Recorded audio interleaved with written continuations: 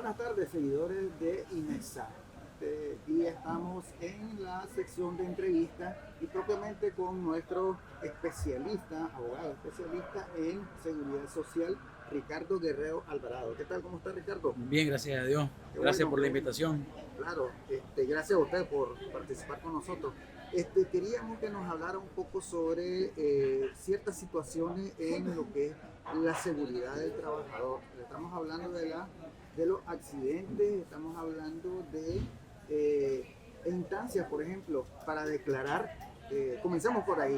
Las instancias donde uno tiene que ir a declarar un accidente laboral. Ok. Bueno, para empezar es muy importante que la gente sepa que la primera instancia donde se debe reportar el accidente de trabajo es al jefe inmediato.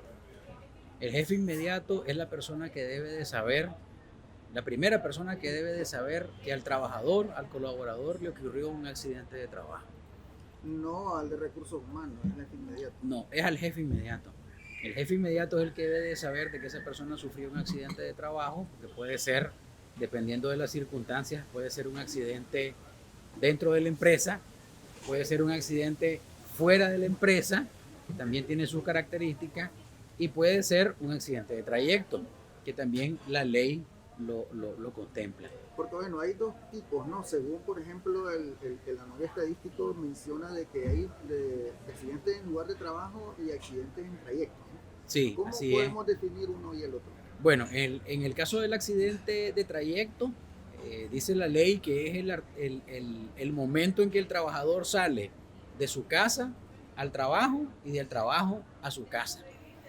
Eso por las características de la situación en que puede estar el trabajador, pues tiene algunas variantes, pues y ahí es donde la gente le despierta cierto tipo de consultas, y qué pasa si me desvío, y qué pasa si no me desvío. Sí, porque Entonces tiene que ser directo, ¿no? Si sale de su casa es porque iba a su va al trabajo. trabajo, y Pero del si de trabajo, repente se fue a traer un café, entonces se desvió, entonces se desvió.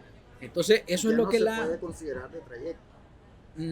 mire, la, la doctrina moderna establece que si al final mi destino final era el trabajo, Eso no importa. no tendría por qué yo decir que no fue accidente de trayecto. Esa es una opinión personal en base a las investigaciones que yo he realizado. Porque le pongo el ejemplo que acaba de decir usted. La persona se levantó en la mañana en función de ir al trabajo. Entonces la persona va al trabajo, se levanta, se baña, desayuna, sale en su vehículo. ¿Su destino final cuál es? Su oficina. Entonces él quiso pasar comprando un café. ¿Se desvió? Sí, se desvió. Eh, Pasó comprando el café, y en el momento en que se estaba en el estacionamiento de la gasolinera, por ejemplo, se resbaló y se fracturó el codo. Entonces, aquí en Nicaragua, usted lo plantea así como se lo acabo de explicar ahorita, y le dicen que no es el de trayecto porque se desvió. ¿Ya? Pero un criterio personal mío es que al final, ¿cuál era el destino del trabajador? Su trabajo. Pero Entonces, bueno, ahorita frente a la ley, ¿qué es lo correcto? Porque usted me decía que según su opinión, pero la ley, ¿qué dice? Porque a la hora de reclamar, eso es lo que al final es que lo que ella se vale. desvió. Entonces, como se desvió de su destino, entonces ya no es accidente de trabajo. Sin embargo, la ley prevé una situación de caso fortuito o fuerza mayor inherente al accidente. Por ejemplo, una persona va en una moto. Se le acabó la gasolina, No. por ejemplo, Por ejemplo, podría ser, se pero desvió. él va en su moto, y entonces está lloviendo, y de repente se cayó un árbol en la carretera. Ajá, Entonces él se tiene que desviar. Entonces, en el desvío, que no es el trayecto habitual de su casa al trabajo, él se accidenta. Entonces, si él narra el accidente de esa manera y dice, porque le pregunta el técnico al momento de narrar el accidente, ¿por qué te desviaste? Ah, mira, que yo iba en mi ruta normal, pero resulta que en la calle por donde voy a pasar había un árbol caído, entonces me tuve que desviar. Entonces, esa situación es una situación de fuerza mayor inherente al accidente, que sí se toma como un accidente de trayecto. Hay cosas que tienen que ver con políticas internas también de la empresa sobre el asunto este de los contratos por jornada, cuando son continuas y no Sí, continuas. ahí la gente tiene mucha duda en relación a qué pasa cuando el trabajador o el colaborador se sale de la empresa, sale a buscar comida fuera de la empresa. Que Entonces ahí regularmente la gente va al comedor de la esquina o se va, no llevó comida, se fue con un amigo a comer allá. se cruzó la calle y ahí lo atropelló una caponera, por decirle algo. Entonces, esa situación, hay dos elementos que los trabajadores tienen que tomar en cuenta y el empleador también. Uno es el tipo de jornada que tiene el trabajador, si es continua o es descontinua. ¿Qué significa eso de continuo y descontinuo? Bueno, cuando es continua la jornada es que el trabajador come dentro de la empresa porque la empresa presta las condiciones para que ¿Tiene él un comedor también? tiene un comedor.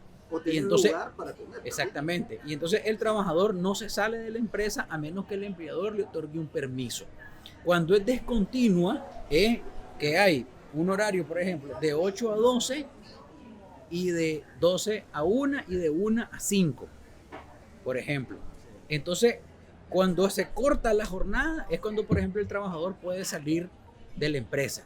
Entonces, ahí es donde hay un poco de confusión con los trabajadores porque dicen, yo me salí de la empresa y fuera de la empresa me accidenté, me pasó llevando, qué sé yo, una moto, se le cruzó un perro. Entonces, hay que ver, lo primero que hay que ver es que si la jornada que tenía el trabajador era continua o era descontinua. Y la segunda pregunta, que es la más importante, que le haría yo, es, ¿qué andabas haciendo a mediodía? ¿Andabas haciendo una actividad que te la ordenó el empleador? Te va a decir que no, entonces no es accidente de trabajo. Eso lo pueden considerar de esa manera. Así es, por eso hay que ver, Según por, la ley, por la eso, ley, ¿qué te dice exactamente? Te es que dice no, de si vos no estabas- lamentablemente la ley, así como lo acabo de explicar yo ahorita, no lo dice, sino que lo que te dice el Código del Trabajo es que si hay una jornada continua o si hay una jornada descontinua. Y lo otro es que el accidente, una de las características del accidente de trabajo es que el trabajador o el colaborador tiene que estar bajo las órdenes o la subordinación del empleador.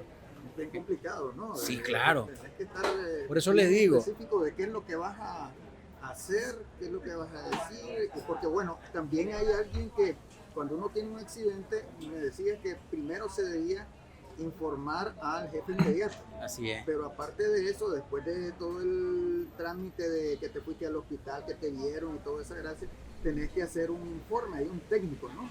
De recursos humanos que hace un informe. Una sobre tu vez accidente. que el trabajador ya reportó el accidente a su jefe, recibió atención médica de primeros auxilios, que es una obligación del empleador brindarle atención médica.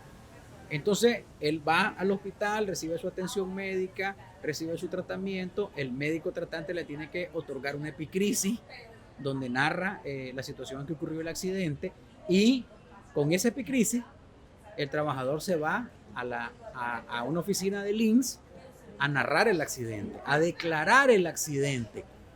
Entonces él se presenta ante un técnico de la Dirección de Riesgos Profesionales y él narra el accidente, ya con epicrisis en mano. Entonces, en ese momento, hasta ese momento, el trabajador está siendo atendido como accidente común. Y entonces, ya cuando él narra el accidente y entonces el técnico determina que sí, efectivamente fue un accidente de trabajo, entonces ya empieza a recibir los beneficios propios del seguro de riesgo profesional. ¿Y cuánto es lo que tiene que recibir la persona? ¿O cómo cuando uno se accidenta, qué es lo que recibe? Bueno, lo primero que recibe son prestaciones económicas de corto plazo, que es lo que se conoce como el subsidio. Una persona puede estar 52 semanas de subsidio como máximo, dice la ley, o a criterio del médico tratante puede haber una prórroga de hasta 6 meses adicionales a las 52 semanas. Pero eso únicamente lo puede decidir el médico tratante.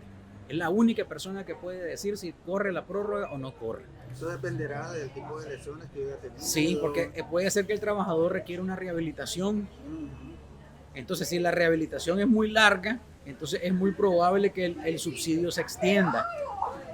Una vez que él ya terminó su subsidio, el trabajador, es muy probable que dependiendo de la gravedad del accidente, él pueda recibir una prestación económica. Puede recibir una indemnización, que es un solo pago que se le hace al trabajador, o puede Pero recibir... eso es si se le despide, se supone que una persona No, accidentada se le puede despedir, ¿no? No, a ver, no confundamos el término indemnización laboral con indemnización por riesgo por un accidente. Son palabras iguales, pero en situaciones completamente diferentes. Hay un porcentaje que uno recibe. Hay un como porcentaje. indemnización por accidente. 5 años de salario o 60 meses de salario cuando se va a indemnizar, pero por el accidente. O sea, la institución le dice, el grado de discapacidad que vos tenés está entre el 1 y el 19%. Entonces, si le dice, por ejemplo, la comisión de invalidez, usted tiene 15% de grado de pérdida de capacidad de ganancia. Entonces, le dice, yo le voy a indemnizar. La institución, el empleador no asume nada. Entonces le otorga un cheque equivalente a 60 meses de salario, se lo entrega y le dice, usted sigue trabajando. Porque regularmente uno como que se queda satisfecho, o sea, me vas a pagar mi salario normal, pues que tengo que retirar, creo que es una parte del INSS, otra me lo da el empleador, si no me equivoco. Sí, pero ese es por el subsidio. Sí, la que estoy hablando pero, yo pero ahorita... Regularmente uno no conoce pues esa cuestión de ese tipo de indemnización. Regularmente uno no conoce esa indemnización laboral, eso lo da la institución, el Instituto Nicaragüense de Seguridad Social. Sí, esa es una indemnización que es a cargo de la institución. Eso no es algo que la institución te dice, ven y te voy a dar los reales, sino que uno tiene que solicitarlo.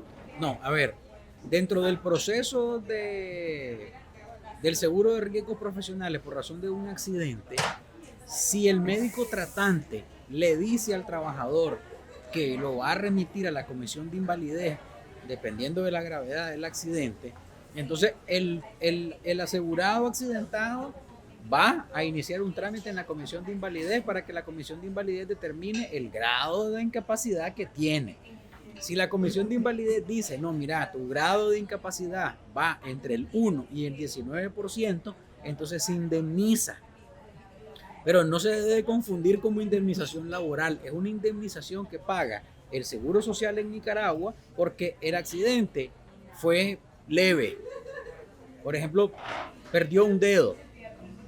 Perdió el dedo meñique de la mano izquierda, pero él es derecho. Entonces es muy probable que lo tenga que indemnizar. Entonces el instituto lo indemniza y le dice, usted continúa trabajando. Usted regresa a la fuerza laboral porque puede seguir trabajando. Cuando ya haya tenido agotado, pues ya esté con sí, posibilidades. Pues. Claro, se haya recuperado, haya un proceso de rehabilitación probablemente de la mano izquierda. Entonces lo indemniza y él regresa a la fuerza laboral. Él continúa trabajando. ¿Ya? Entonces, bueno, entonces el INSS se le notifica a uno y ellos hacen una comisión y entonces, comisión de invalidez se llama. ¿En qué nivel es cuando uno ya queda en total invalidez? Más allá del 67%. 67%. Sí, más allá del 67%. Y eso tiene que ver con la labor que desempeñaba en la empresa, ¿o no? No necesariamente, porque por ejemplo... Porque puedo quedar, por ejemplo, no puedo caminar, pero en una silla de ruedas puedo mantenerme, porque tal vez es manufactura y siempre sigo siendo productivo, ¿no? Depende, porque si perdió las 2 piernas, puede seguir trabajando porque tiene sus manos, porque tiene... Sí puede, pero es una situación que probablemente le dé una incapacidad total, porque va a requerir que una persona lo asista. ¿Puede trabajar? Sí puede trabajar. Inclusive podría hacer teletrabajo. Ajá. En una silla de ruedas. ¿Ya? Sí, puede ser, por ejemplo, una persona profesional puede hacer una conferencia, una cuestión. Exactamente, pero no es lo mismo, por ejemplo, que una persona en un accidente pierda los 2 ojos. Eso ya podría clasificarse hasta como una gran invalidez. Una gran incapacidad, por ejemplo, perdón. Un soldador puede terminar mal, puede perder los 2 ojos. La vista, pues, mejor dicho, no por eso, la vista del soldador es un elemento importante para su función como trabajador. Sí. Entonces, al no tener los 2 ojos, él no podría ejercer la función de soldador.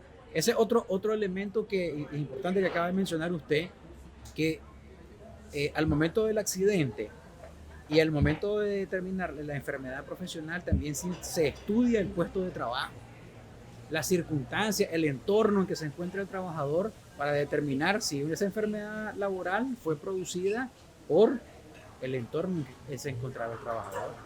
Veamos, si desgraciadamente, bueno, la tasa de mortalidad es del 1.3 por cada 1000, según el último anuario del 2020 del INSS, ¿no? Si por desgracia, por ejemplo, me ocurriera algo, entonces eso de la pensión de viudez, eso de qué depende para que la esposa o la compañera, creo que hay derecho siempre, ¿no? Sí, si el trabajador fallece, si declara a esa persona como compañera, tiene derecho ella también. Sí, ella tiene derecho, pero hay que ver las circunstancias, hay que ver la edad, hay que ver si hay hijos menores, hay que ver la dependencia económica.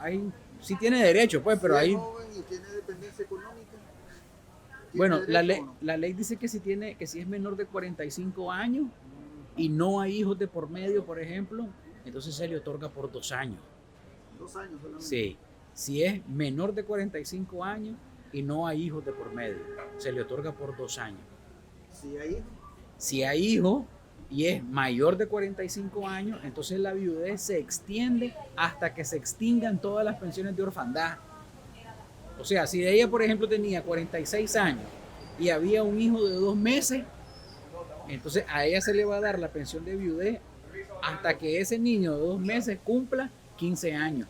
En el caso, por ejemplo, la persona tiene 50 años, digamos, la viuda, y ya sus hijos están mayores y no viven con ella, por ejemplo.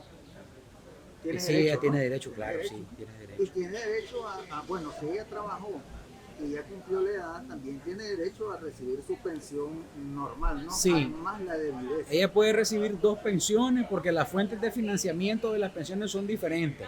La pensión de viudez fue financiada con el programa de IBM de su esposo y la pensión de vejez fue financiada por ella, por su contribución a la seguridad social. Pero no ocurre al revés, porque el hombre también tiene derecho, ¿no?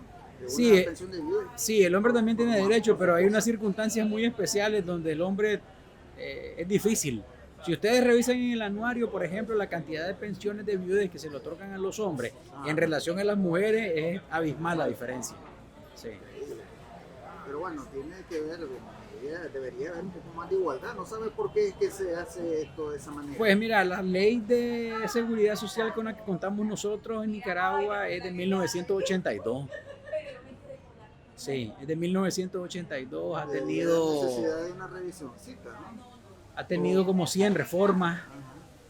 Entonces sí, en algún momento ya es necesario modernizar. Porque incluso con esto de las nuevas tecnologías y un montón de cosas, pues también hay ciertas cosas laborales. Por ejemplo, ahora cualquiera te contrata desde Suiza, por ejemplo, para estar subiendo o estar desarrollando ciertos tipos de trabajo. En todo caso, habría que ver si hay algún tipo de derecho contractual en ese tipo de situaciones. Y no sé si sería desde Nicaragua o sería desde Suiza, por ejemplo. Sí, pero aquí en Nicaragua no hay nada escrito todavía en relación al teletrabajo. Pero otras legislaciones, ¿qué es lo que han incluido en el teletrabajo? Bueno, por ejemplo, países como Colombia ya han modernizado el tema del teletrabajo. Ya han manifestado de qué ocurre cuando el trabajador sufre un accidente en su casa. Entonces, lo que quiero decir es que ya hay algo escrito sobre qué ocurre con el teletrabajo. ¿Ya? Inclusive la OIT también ya ha manifestado situaciones con el teletrabajo, pues, pero aquí en Nicaragua no tenemos nada escrito todavía. Muchas gracias por haber estado con nosotros. Tuvimos a Ricardo Guerrero Alvarado, especialista en seguridad social. Don Ricardo, ¿dónde podría alguien contactarlo para más preguntas o algo muy específico? Las personas que estén interesadas en estos temas de seguridad social, le comento que nosotros tenemos una página en Facebook que se llama Programa Educando en Seguridad Social.